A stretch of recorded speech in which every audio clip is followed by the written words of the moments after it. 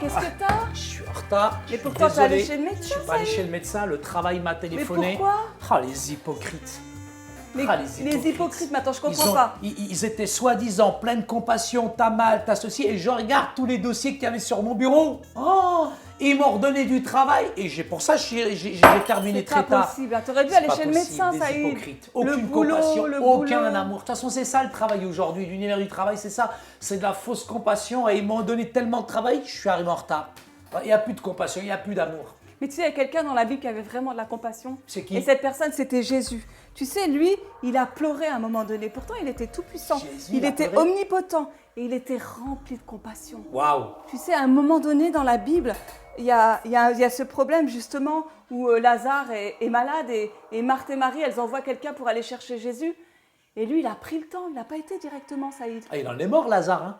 Il en est mort, mais quand même, Jésus, il n'a pas été directement. Je suis sûre que toi, tu aurais Non, couru, mais toi. moi, je sais très bien pourquoi. Parce que Jésus, il voulait que ce miracle soit à la vue de tout le monde et beaucoup plus grand, beaucoup plus puissant. Lazare était dans le tombeau, mais Jésus, quand il a vu la famille qui pleurait, Jésus a été remué au plus profond de ses entrailles. Et là, il était plein de compassion, plein d'amour. Et il a dit, Lazare, sors de ta grotte. Et là, le miracle a été puissant. Les gens ont vu finalement Jésus pleurer. Mais ils ont vu la compassion, l'amour qu'avait Jésus. C'est pas l'amour qu'ils avaient au travail. Hein. Oui, mais même Jésus, lui, il était rempli de compassion. On doit avoir ce cœur de compassion. Colossiens 3, 12, 13.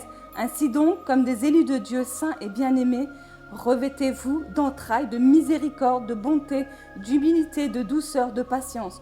Supportez-vous les uns les autres, et si l'un a sujet de se plaindre de l'autre, pardonnez-vous réciproquement. De même que Christ vous a pardonné, pardonnez aussi.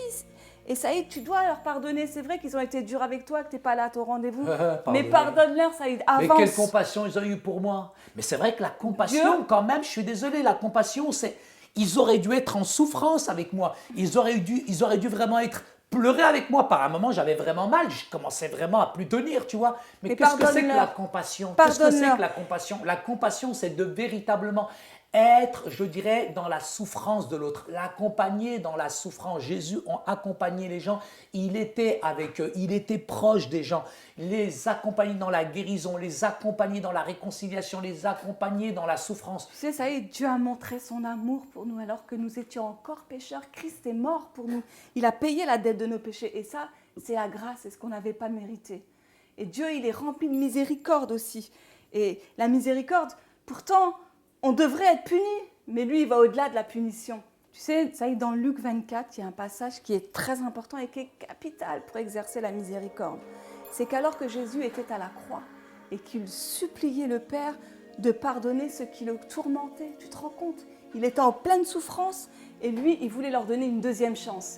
Il n'était pas prêt à dire « ouais, lapide-les », non. Il avait ce cœur de miséricorde et il était rempli de miséricorde. Et ces pécheurs, il y avait beaucoup de gens autour de lui, des collecteurs d'impôts, il y avait tout un tas de personnes. Et lui, il a exercé la miséricorde. Mais il y avait aussi les Samaritains. Et les Samaritains, c'était soi-disant les ennemis des Juifs.